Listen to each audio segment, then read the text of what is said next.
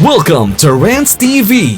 Hi guys, nandito po tayo ngayon sa kahabaan ng Marikina River. Please samahan niyo po ako mag-update dito sa ongoing construction ng flood control project. Ayan na po sa harapan natin. Ito po yung update natin today, July 8, 2026.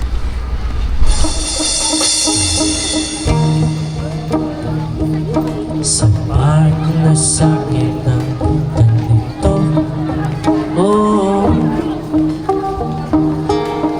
ang pagmasdan pa sa malayo.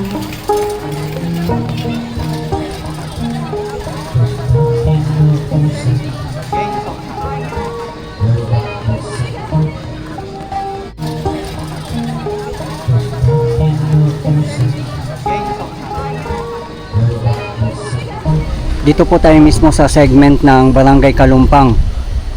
After a week, ito na po ang latest development niya. Ang laki na po ng improvement din dito. Double time na po ang pagtatrabaho nila kasi maulan-ulan na po at meron pang bagyo na Super Typhoon Inday. Sa ngayon ay wala pa naman pong malakas na ulan dito, pa bugso-bugso pa lang po. At yung level naman po ng ilog dito ay sa tingin ko ay normal pa lang naman po dito na area.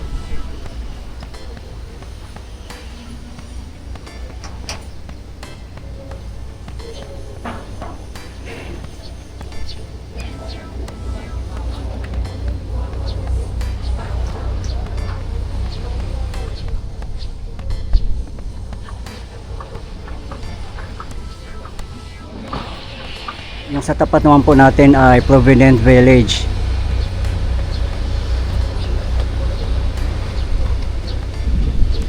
At doon naman po sa baba natin ang segment ng Marikina Riverbanks. Meron din po tayong latest update dyan sa mga gusto pong mapapanood.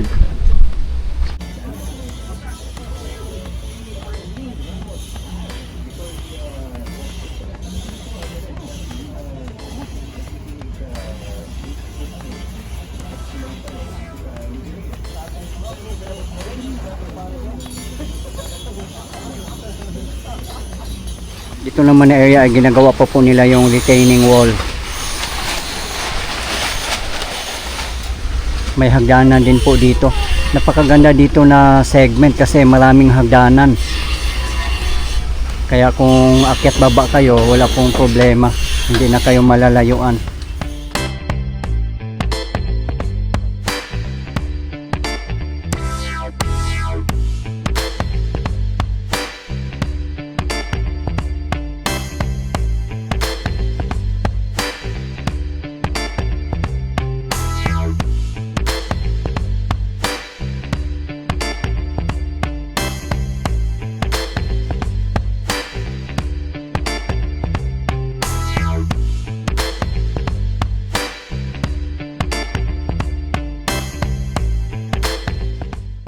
Binubuhusan po nila yung river walk dyan po na area.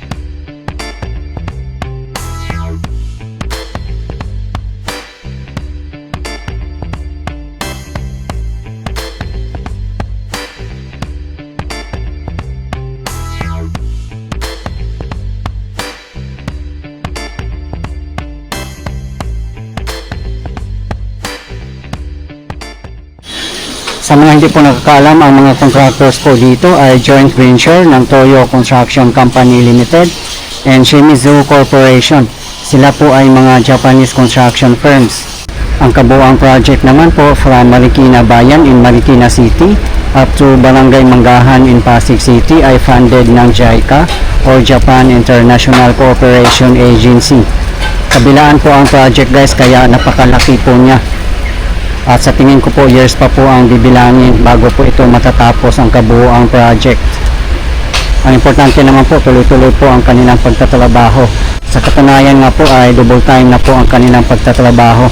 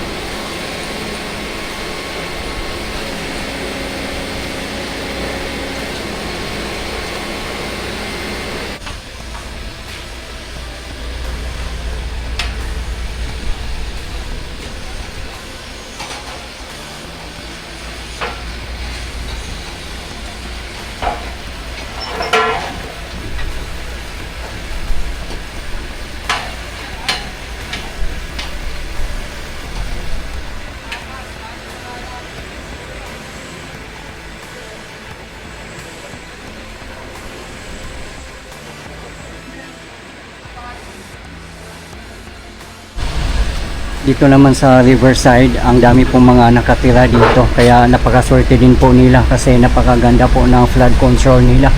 May ibsa na po ang kanilang pangamba. At ito yung existing na pathway, napakakipot nga po, less than 1 meter, at meron pang fence. Kung mabubuksan na po itong fence dito, luluwag na po sila, abot na po ng 1 meter or mahigit pa. At ito po yung pinaka concrete railing.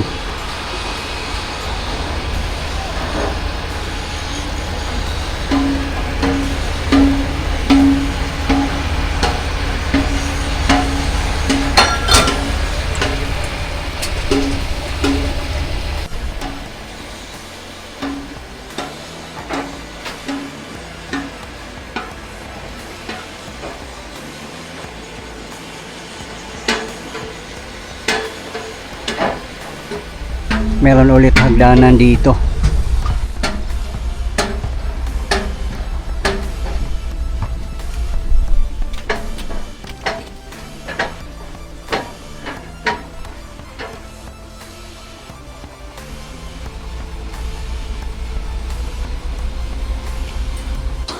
Dito naman area ay nabuhusan na. The last time nung nag-update po tayo dito ay hindi pa po nabubuhusan, at tingnan nyo naman po ngayon.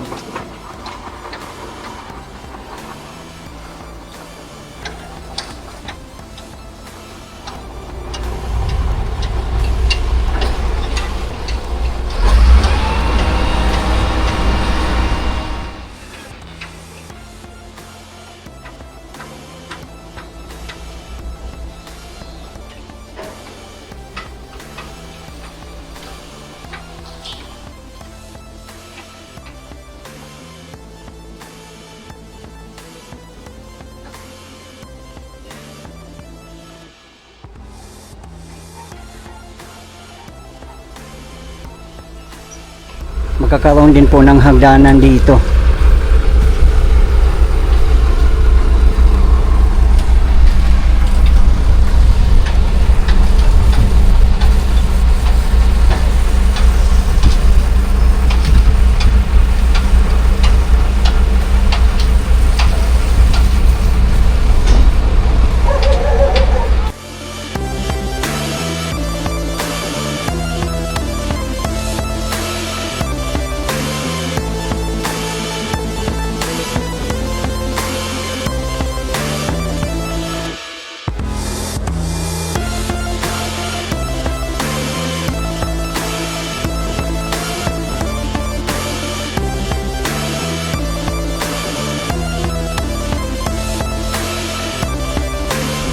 May hagdanan ulit dito, grabe, na-amaze ako sa sobrang dami ng hagdanan dito na segment.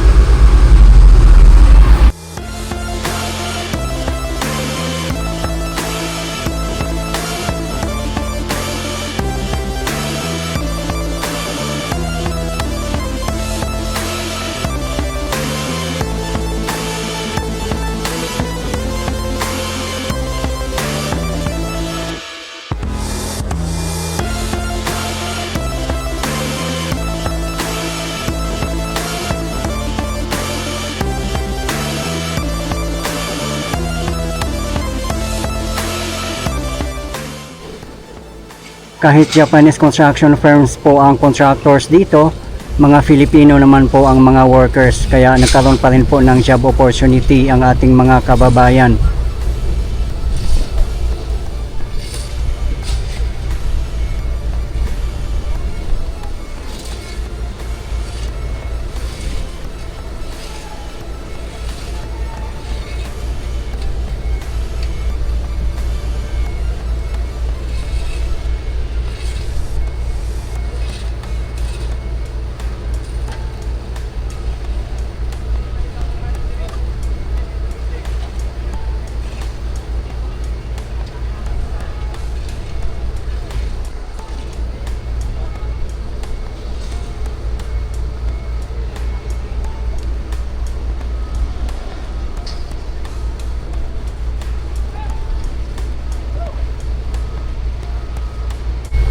Ayun lang po, sa tapat natin ang Kalumpang Barangay Hall.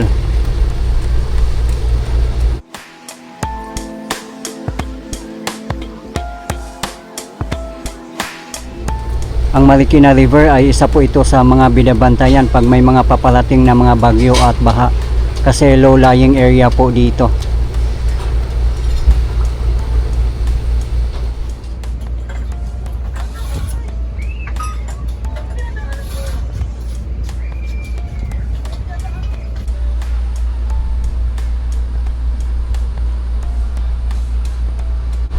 Doon naman po sa tapat natin ang segment ng Marikina Bayan or sa River Park. Meron din po tayong update yan, nasa aking previous video lang po.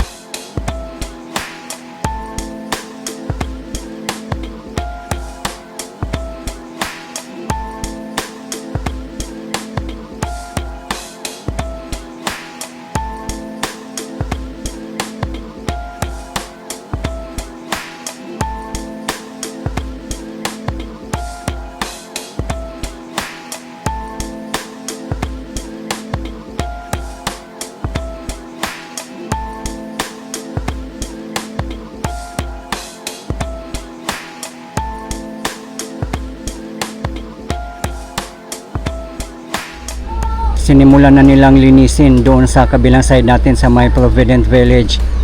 Ayan o, pinutol na po yung ibang mga talahib.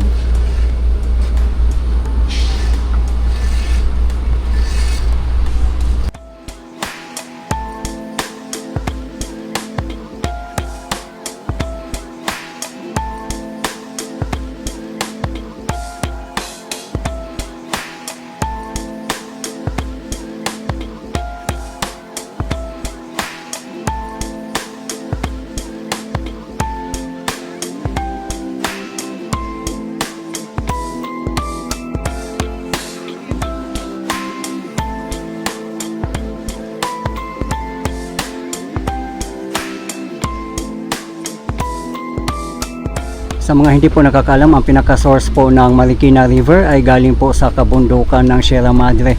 Doon po sa taas natin. Madadaanan po ang mga lugar ng San Mateo Rizal, Marikina City, Quezon City, Pasig City, at iba pang mga lugar. At didiretso po ito patungong Laguna de Bay, Pasig River, at Manila Bay.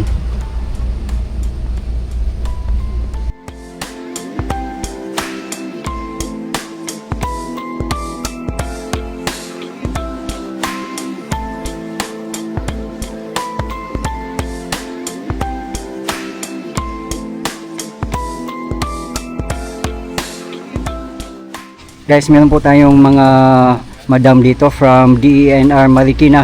Hi ma'am, kumusta po kayo? Magandang hapon, Sir Renz. Michelle po. Jennifer po, Jennifer Reliora. Ano po bang layunin nyo dito madam? Bakit nandito po kayo sa ongoing project ng Marikina River Flood Control? Everyday po kami nagmamonitoring dito, sir. Bali, Team Kalumpang po kami. Everyday, kada hapon po kami nagmamonitoring dito regarding po sa ilog. Kung mataas po ba yung level ng tubig ng ilog natin, and then yung mga basura, kung marami po bang basura, kung onti yung basura, kung masukal na po ba yung ating mga damo-damo dyan, pati mga water lilies. Yan po. Aha. Mga ma'am, ano po ba ang maipapayo nyo dito sa mga residents na nakatira dito malapit sa ilog at paano mapapangalagaan yung kalikasan natin? Ang maipapayo lang po namin ni Jenny, Sir Ren, sa mga naninirahan po malapit dito sa ilog, huwag po sana nilang gawing basurahan ang ating ilog para po pagdating ng sakuna, katulad ngayon, meron po tayong bagyo, baha po kasi, magbabaha po talaga pagka puno ng basura ang ating ilog, Sir Renz. Yan mga masisipag natin na mga workers dito sa flood control ng Marikina. Nagmemerenda po yung mga idol natin na mga masisipag na workers. Shout out kay Boss. Shout out kay Boss Onse. Pa-shout out po sa Team Buenas, kila Lola Melma, Lola Maan, Lola Imay. Love you guys. Okay, thank you so much mga madam. Okay. Thank you po. Yan, ingat kayo. Marami pong nagsasabi na ang Marikina River Flood Control Project ang pinakamaganda. At no doubt po yan guys. Lalo na kung taga-subaybay po kayo sa mga update natin. At kitang-kita po na kung gaano katibay ang pagkagawa nila lalo na sa foundation. Kaya napakaswerte ng mga taga Marikina City, Quezon City, and Pasig City. Kasi Japanese construction firms po ang gumawa ng kanilang flood control. Kaya maraming mga kababayan natin na humahanga. Bilib na bilib po sila sa mga Japanese contractors. Kudos po sa PBBM admin, Bagong Pilipinas, DPWH, mga LGU, at sa lahat ng bumubuo ng Marikina River Flood Control Project.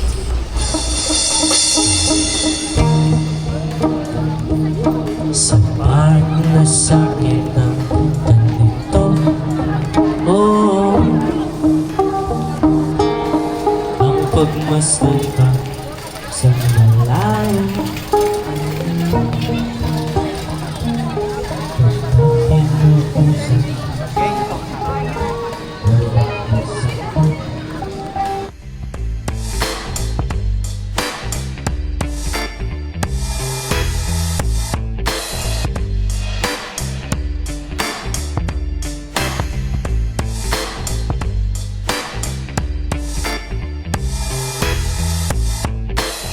Napakaganda po kung matatapos na po yung kabuuang project, kasi hindi lang po ito pambaha kundi pasyalan din po natin. Magkakaroon po ito ng river parks, esplanade at iba pa. Okay guys, ito po yung latest update natin ngayon dito sa ongoing construction ng flood control project in Barangay Kalumpang, Marikina City segment as of today, July 8, 2026. Maraming salamat po sa patuloy na suporta at panonood ng aking mga videos. I really appreciate po. At hindi po ako magsasawang i-update kayo, lalong-lalo na po sa mga government infrastructures. Mabuhay ang Pilipinas.